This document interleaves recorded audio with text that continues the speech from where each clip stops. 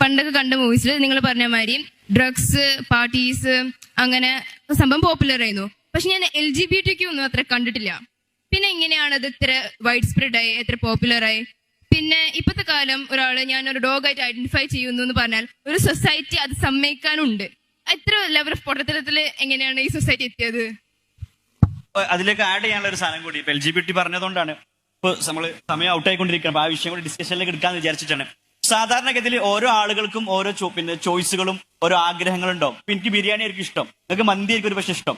പക്ഷെ അതേപോലെ തന്നെ സെക്സ്വാലിറ്റിന്റെ വിഷയത്തിലേക്ക് വരുന്ന സമയത്ത് എനിക്കൊരു പക്ഷെ ആണുങ്ങളോടായിരിക്കും, വേറൊരാൾക്ക് പെണ്ണുങ്ങളോടായിരിക്കും. അപ്പൊ ഓരോ ആളുകൾക്ക് ഓരോ സെക്ഷൽ ഓറിയന്റേഷൻ ഇഷ്ടങ്ങളുണ്ടാവും. അതിനെയും കൂടി നമ്മൾ മാനിക്കേണ്ട. അതല്ലാതെ ഒറ്റടിക്ക് LGBT നമ്മൾ എന്ത് ചെയ്യണ്ടല്ലോ, അല്ലെങ്കിൽ ഹോമോസെക്ഷൽസിനെ അവർ ചെയ്യുന്നത് തെറ്റാണെന്ന് പറഞ്ഞിട്ട് അവരെന്ത് ചെയ്യുന്നു, ഒരു മാർജിനൈസ് ചെയ്യുന്ന ഒരു മെന്റാലിറ്റി, അല്ലെങ്കിൽ ആ ഒരു ഭാഗം നമ്മുടെ എസ്പെഷ്യലി ഇസ്ലാമിൽ എന്ത് ചെയ്യുന്നുണ്ട്, അത് തെറ്റാണ്, അത് ചെയ്യരുതെന്ന് പറയണ്ടല്ലോ. ഒരു വ്യക്തി ചോയ്സിനെ നമ്മൾ എന്ത് ചെയ്യുക, മാനിക്കാത്ത, റെസ്പെക്ട് ചെയ്യാത്ത രൂപത്തിൽ എന്ത് ചെയ്യുന്നുണ്ട്, വരുന്നുണ്ട്. അപ്പൊ അതും കൂടി അഡ്രസ് ചെയ്യണം. ഒരാൾക്ക് ബിരിയാണിയും മന്തിയും അതുപോലെ തന്നെ പൊറോട്ടയും ഒക്കെ തിന്നാൻ തോന്നാം. അങ്ങനെയുള്ള ഒരുപാട് ചോയ്സുകൾ ഒബ്വിയസ്ലി ഉണ്ടാവും. സെക്ഷുവാലിറ്റിന്റെ വിഷയത്തിലുള്ള ചോയ്സ് എന്ന് പറഞ്ഞാൽ നാച്ചുറൽ ആയിട്ട് അങ്ങനെയുള്ള നമ്മുടെ മുമ്പിലുള്ള എല്ലാ സ്ത്രീകളെയും പിന്നെ കല്യാണം കഴിക്കാന്നല്ലോ. നമുക്ക് ഇഷ്ടമുള്ള ചോയ്സിൽ നമുക്ക് ഇഷ്ടപ്പെട്ട ആളെ മാത്രമാണ് കല്യാണം കഴിക്കാം. പക്ഷെ ബിരിയാണിയും മന്തിയും പൊറോട്ടയും ഉള്ളതുപോലെ കല്ലും തിന്നണം എന്ന് പറഞ്ഞാൽ അങ്ങനെ ഉണ്ടാവും. കല്ല്, എനിക്ക് മണ്ണ് തിന്നണം എന്ന് പറഞ്ഞാൽ അങ്ങനെ ഉണ്ടാവും. അവിടെ നമ്മൾ പറയും ആ മണ്ണ് തിന്നുക എന്നുള്ളത് നാച്ചുറൽ അല്ല എന്ന് പറയും. കാരണം നമ്മുടെ തീറ്റ എന്നുള്ളതിനൊരു പർപ്പസ് ഉണ്ട്. അതെന്താ? നമ്മുടെ വിശപ്പ് മാറുക എന്നുള്ളത്, ന്യൂട്രീഷൻ എന്നുള്ളതും. അതേപോലെ നമ്മുടെ സെക്ഷുവാലിറ്റിക്ക് ഒരു പേർപ്പസ് ഉണ്ട്. ദാറ്റ് ഈസ് എന്താണ്? റീപ്രൊഡക്ഷൻ.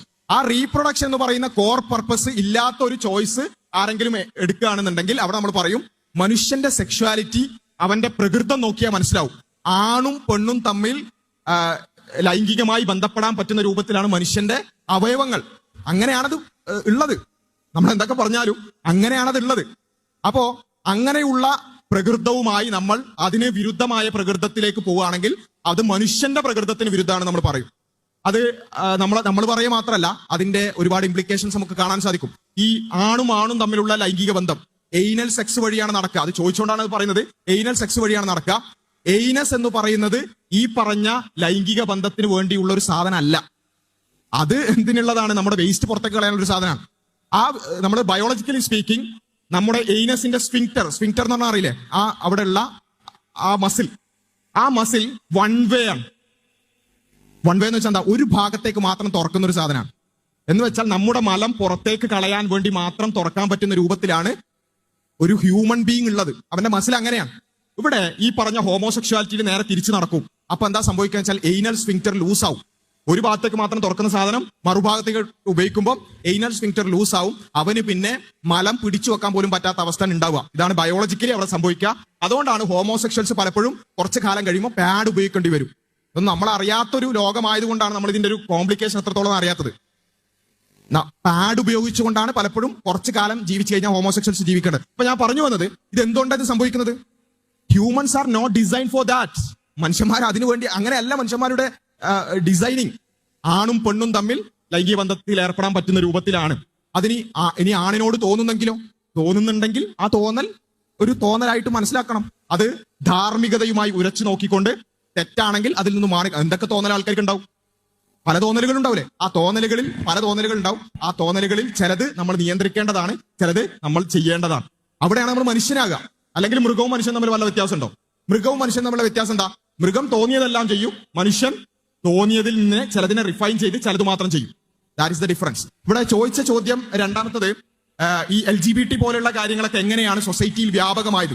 ഈവൻ ഡോഗായിട്ട് പിന്നെ സ്വയം പറയുന്ന ആൾക്കാർ പോലും ഉണ്ടല്ലോ.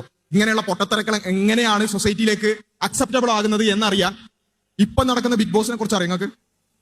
ബിഗ് ബോസ് ഏതാ? സീസൺ 7. എന്താ അതിന്റെ ടാഗ് എന്താ? എല്ലാം അറിയാം. ഇവിടെ ബിഗ് ബോസ് ഒക്കെ കാണലുണ്ടോ? അത് ശരി. ഓക്കെ. അപ്പൊ ഞാൻ ചോദിച്ചെന്താ വെച്ചാൽ ഈ സീസണിൽ പോലും നമുക്ക് ഒരു കാര്യം കാണാൻ സാധിക്കും. എന്താ? ഒരു ലെസ്ബിയൻ കപ്പിൾ അല്ലെ? എന്താ ആകെ 16 ആൾക്കാരാന്ന് തോന്നുന്നുണ്ട് ബിഗ് ബോസിൽ ഉണ്ടാവുക. ബിഗ് ബോസ് എന്ന് പറയുന്ന ഒരു റിയാലിറ്റി ഷോ സൊസൈറ്റിയുടെ റിഫ്ലക്ഷൻ ആണെന്ന് നമ്മൾ പറയാം. പക്ഷേ നമുക്കറിയാം നമ്മുടെ സൊസൈറ്റിയിൽ എത്ര ആൾക്കാരുണ്ട് ഹോമോസെക്ഷൽസ്? വളരെ കുറച്ച് ആൾക്കാരേ ഉള്ളൂ അല്ലെ? പക്ഷേ ഇതുവരെയുള്ള എല്ലാ സീസണുകളിലും ഇങ്ങനെയുള്ള ആൾക്കാർ 1, 2, 3 ആൾക്കാരുണ്ടാവും. ദാറ്റ് മീൻസ് ഈ TV ചാനലുകളും ഇത്തരത്തിലുള്ള റിയാലിറ്റി ഷോകൾ കണ്ടക്ട് ചെയ്യുന്ന കോർപ്പറേറ്റുകൾക്കും അവർക്കൊരു അജണ്ടയുണ്ട്. അതെന്താ? ഇത്തരത്തിലുള്ള ഒരു ഐഡിയോളജി സമൂഹത്തിലേക്ക് വ്യാപിപ്പിക്കണം. അതിനുവേണ്ടിയാണ് ഡിസ്പ്രപ്പോർഷനേറ്റ് ആയിക്കൊണ്ട് എല്ലാ വർഷവും എല്ലാ സീസണിലും ഇത്തരത്തിലുള്ള കാര്യങ്ങൾ ഉൾപ്പെടുത്തുന്നത്. ഇത് ബിഗ് ബോസിന്റെ കാര്യം മാത്രം പറഞ്ഞല്ല, സിനിമ എടുത്തു നോക്കുക, സിനിമകളിലൂടെ ഇതിങ്ങനെ നോർമലൈസ് ചെയ്യും. അങ്ങനെ സംഭവം വളരെ പൊട്ടത്തരങ്ങളാണെങ്കിലും സിനിമകളിലൂടെ റിയാലിറ്റി ഷോകളിലൂടെ നമ്മുടെ വീടുകളിൽ നമ്മുടെ കുട്ടികളടക്കം കണ്ടിത് വളരുകയാണ്. ഇപ്പൊ ഒന്ന് ആലോചിച്ച് നോക്കുക, ബിഗ് ബോസ് കാണുന്ന ഒരു 6 വയസ്സുകാരിയുടെ ഒരു മെന്റാലിറ്റി ഒന്ന് ആലോചിച്ച് നോക്കുക. അവന് സെക്ഷുവാലിറ്റിനെ കുറിച്ച് തന്നെ ചിലപ്പോൾ അവള് ചിന്തിച്ചിട്ടുണ്ടാവില്ല. ആ 6 വയസ്സുകാരിയുടെ മുമ്പിലേക്കാണ് പെണ്ണും പെണ്ണും തമ്മിലുള്ള ഇണകൾ എന്ന് പറഞ്ഞുകൊണ്ട് അവരുടെ മുമ്പിലേക്ക് നോർമലൈസ് ചെയ്യുന്നത്. ഒരു അമുസ്ലിമായ ഒരു അമ്മ, ഒരു ഹിന്ദു ആണെന്നാണ് എന്റെ ഓർമ്മ, ഒരു അമ്മ ഫേസ്ബുക്കിൽ എഴുതിയ ഒരു കുറിപ്പുണ്ടായിരുന്നു. എന്റെ ചെറിയ കുട്ടി എന്നോട് ചോദിച്ചു, ഇവര് പിന്നെ സിസ്റ്റേഴ്സ് ആണോ എന്ന്. അപ്പൊ അത് ചോദിച്ചിട്ടില്ല, എന്താ മറുപടി പറയാ? അവര് ഇണകളാണെന്നോ? ഭാര്യയും ഭർത്താവും ഇല്ലല്ലോ അല്ലെ, ഭാര്യയും ഭാര്യയാണെന്നോ? എന്താ പറയാ? എങ്ങനെയാണ് അത് എക്സ്പ്ലെയിൻ ചെയ്ത് കൊടുക്കുക? അതെന്നുവെച്ചാൽ ചെറിയ കുട്ടികളിലേക്കടക്കം ഇത്തരം ഒരു ചിന്ത എന്ത് ചെയ്യാണ്? അതിനെ നോർമലൈസ്, അതൊക്കെ നോർമലാണ്. എന്നിട്ട് എന്ത് ചെയ്യും? അവരുടെ കഥ പറയുന്നു, അവരുടെ കഥകൾ പറയുന്നു. അവരെ ആ നിലക്ക് എന്ത് ചെയ്യുന്നു? സൊസൈറ്റിയുടെ മൊത്തം സിമ്പതി പറ്റിക്കൊണ്ട് അത്തരം കാര്യങ്ങളെ നോർമലൈസ് ചെയ്യാം. ഇത് ഇങ്ങനെ തന്നെയാണ് എല്ലാ സൊസൈറ്റിയിലും ഇത് വ്യാപകമായിട്ടുള്ളത്. ഏതുവരെയും ചോദിച്ചാൽ ഇപ്പൊ യൂറോപ്പിലൊക്കെ പട്ടി മനുഷ്യന്മാരുള്ളതുപോലെ പട്ടികളായിട്ട് സ്വയം ഞാൻ പട്ടിയാണെന്ന് പറഞ്ഞ് കുറെ ആൾക്കാർ നടക്കാൻ. അപ്പോ ഇതൊക്കെ എങ്ങനെ ലോജിക്കലാവാന്ന് ചോദിച്ചാൽ, ഒരു ആണാണെന്ന് പറഞ്ഞ് പെണ്ണ് നടന്നാൽ എങ്ങനെ ലോജിക്കലാവുക? അതേപോലെ തന്നെയാണ്. അപ്പൊ ഇതിൽ ലോജിക്കൊന്നുമില്ല. ഇതൊക്കെ നോർമലൈസ് ചെയ്ത് അതൊക്കെ ഓരോരുത്തരുടെ ഇഷ്ടമാണെന്ന് പറഞ്ഞു കഴിഞ്ഞാൽ പിന്നെ ഒരു അലകുംപിടിയും ഇല്ലാത്ത രൂപത്തിൽ സൊസൈറ്റി എന്ത് ചെയ്യും? ഏത് മണ്ടത്തരങ്ങളും ഏത് പൊട്ടത്തരങ്ങളും അക്സെപ്റ്റ് ചെയ്യുന്ന അവസ്ഥയിലേക്ക് സൊസൈറ്റി പതിയെ മാറും. അതാണിപ്പോ നമ്മൾ കണ്ടുകൊണ്ടിരിക്കുന്നത്.